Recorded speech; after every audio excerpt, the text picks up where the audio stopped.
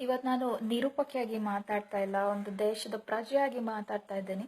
500 1,000 ನೋಟ್ಗಳು ban ಆದಾಗ ಜನರ ನಿತ್ಯ ಜೀವನಕ್ಕೆ, ದಿನನಿತ್ಯ ಜೀವನಕ್ಕೆ, ವ್ಯವಹಾರಕ್ಕೆ ಸ್ವಲ್ಪ ಮಟ್ಟಿಗೆ ತೊಂದರೆಗಳಾಗಿರೋದು ಒಪ್ಕೋತೀವಿ. ಹಾಗಂತ ಕಷ್ಟನೇ ಇಲ್ಲದೆ ಯಾವ ಸುಖನೂ ಕಾಣೋದಕ್ಕೆ ಸಾಧ್ಯ ಇಲ್ಲ. ಹಾಗಂತ ಇದೇ ವಿಷಯವನ್ನು ತಗೊಂಡು ಬಂದ್ಗೆ ಕರೆ ಕೊಟ್ಟಿರೋದು ಎಷ್ಟರ ಮಟ್ಟಿಗೆ ಸರಿ ಅಂತ ಯೋಚನೆ ಮಾಡಬೇಕು. ಹಾಗೊಂದು ವೇಳೆ ಈ ಬಂದ್ನ ಉದ್ದೇಶ ಸರಿಯಾಗಿದ್ರೆ ಇವತ್ತು ನಾವು ಖುಷಿ ಪಡಬೇಕು. ಯಾಕಂತ ಹೇಳಿದ್ರೆ ನಮ್ಮ ದೇಶದಲ್ಲಿ ಬಡ ಜನರು ಇಲ್ಲ, ಬಡತನ ಇಲ್ಲ. ಎಲ್ಲರೂ ಕೂಡ 500 1,000ದಿಂದನೇ ಅವರು ದಿನನಿತ್ಯ ಜೀವನವನ್ನ ನಡೆಸ್ತಿದ್ದಾರೆ ಅಂದ್ರೆ ಬಡತನ ಎಲ್ಲಿದೆ ಹೇಳಿ? ನಮ್ಮ ದೇಶದಲ್ಲಿ ಟಾರ್ಚ್ ಹಿಡ್ಕೊಂಡು ಹುಡುಕ್ಬೇಕು. ಆದ್ರೆ ಏನ್ ಮಾಡೋದು? ಕಹಿ ಸತ್ಯ ಅನ್ನೋವಂಥದ್ದು ಇವತ್ತು ನಮ್ಮ ಕಣ್ಮುಂದೆನೆ ನಿಂತಿದೆ.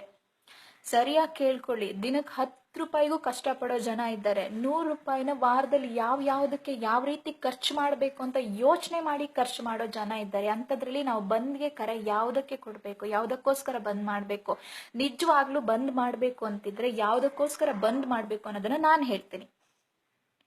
ರೋಡ್ ಸೈಡ್ ತೊಟ್ಟಿನಲ್ಲಿ ಬಿದ್ದಿರೋ ಹಳಸಲ್ ಅನ್ನನ್ನ ನಮ್ಮ ಪ್ಲೇಟಲ್ಲಿ ಬಿದ್ದಿರೋ ಭ್ರಷ್ಟಾನ್ನ ಅಂತ ಹೇಳಿ ತಿನ್ನೋ ಜನ ಇದ್ದಾರಲ್ವಾ, ಬಡ ಜನ ಇದ್ದಾರಲ್ವಾ, ಅದು ಬಂದಾಗಬೇಕು.